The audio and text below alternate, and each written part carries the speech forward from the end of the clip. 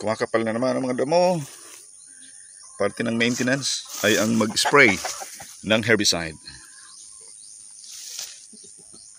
May mga portion na ginagamitan ko ng grass cutter tulad nito. Itong salon para maging magandang tingnan at saka madaling linisin. Hindi naman kailangan kasing patayin natin yung damo kasi mapuputik to kapag tag-ulan. Kaya grass cutter yung ating ginagamit. And then dito naman sa pagitan ng ating mga tanim, masyadong kumapal yung damo kaya kinakailangan ding i-grass cutter muna bago sumpitin ang pamatay damo para ma-minimize natin yung paggamit ng chemical. Kasi kung masyadong makapal yung damo, ang tendency ay may mas maraming herbicide yung mga gamit natin para ma-penetrate yung nagkukumpulang mga damo. So kahapon ay nag-grass cutter tayo. And then ngayon, dahil sa manipis na yung damo ay mabilis nating masusumpit ng pamatay damo. Yan. So yan ang ating mga conditions kung paano natin gagamitin yung grass cutter at saka yung herbicide. So ngayon, dahil sa ongoing yung aking pag-spray ng pamatay damo, papakita ko sa inyo paano yung aking ginagamit na herbicide. Glyphosate ang aking ginagamit na pamatay damo or Glyphotex. Glyphosate 480 SL. So mataas ang effectivity nito, yung active ingredient para puksain yung mga damo. Mayroon nang may specified na mga crop register dito. May yung itong pinasasabing mga glyphosate tolerant. May corn, non-crop, minimum or reduced tillage. May mangga, banana, coffee, cacao, rubber, oil palm, coconut, citrus. Kasama dito yung kalamansi, sugarcane, and vegetable. So yung gulay, okay naman na gamitan natin itong Glyphotex pero wag nating mahahagip yung mga dahon. So ang dosage, 1 tablespoon Glyphotex 480 SL or equivalent to 10 ml. Isang takal ng lata ng sardinas sa isang knapsack sprayer na 16 liters ang volume capacity ng tubig.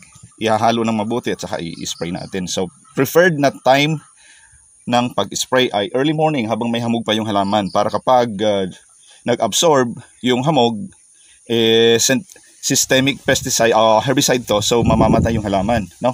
So parehas din yung principle dun sa kahit mga resistant siya, hindi nangangahulugan na hindi siya mamamatay. Mayroon siyang resistance dito sa glyphosate pero hindi nangangahulugan na hindi na siya mamamatay kapag nalagyan ng chemical na to. Kaya kinakailangan ay hindi natin mahagip yung mga puno at saka yung dahon. Ayan. So nakalagay dito na kapag halimbawa nagtanim ka, okay, binungkal mo yung lupa 20 to 25 days bago mo isprayan ito. Ibig sabihin ito ay nakadesign para sa mga tumutubo ng mga yung yumayabong na ng mga damo, ano, yung mga broad leaves. Okay? So ito ay non-selective, so wala siyang pinipiling damo. Kaya niyang puksain kahit anong uri ng damo, mga gumagapang, ano, perennial weeds. Kinakailangan din na maingat tayo kasi kapag yung mga damo ay nasa tabi ng halaman, kinakailangan ay hindi tatamaan. It's much better wag na nating lalagyan o isprehan yung malapit sa puno ng ating mga halaman. So ngayon konting demonstration. Na-shake na natin to. Isang takal sa lata ng sardinas. Medyo kalawangin na yung aking lata ng sardinas pero yung loob nito hindi naman. Ayan. At saka ipapasok natin dito sa knapsack sprayer. Ayan. At saka aalugin natin yan para well mixed.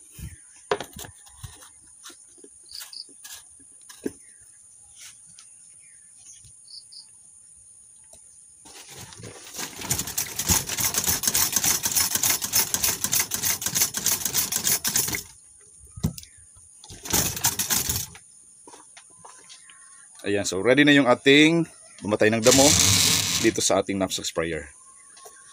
Ayan, so let's go to the field and apply the herbicide.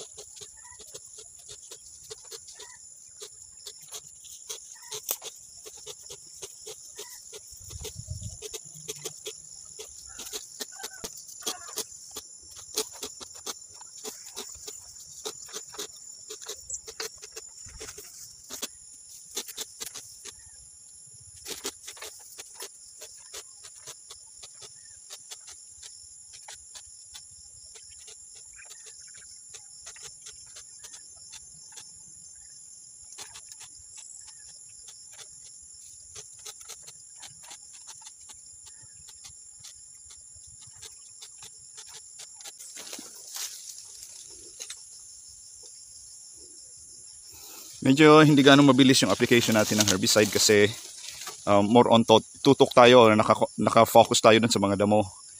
Ang advantage naman ito kasi hindi gaanong tatamaan yung mga halaman at hindi gaanong maapektuhan yung kanilang mga dahon, shall I say. Yung damo lang ang maapektuhan dahil nakatutok doon yung ating mga sprayer. Ito ay naiiba doon sa tinatawag na wasiwas. May mga herbicide kasi na wasiwas doon sa mga maisan. Mabilisan yung application, ginagamitan ng mga dimotor na sprayer.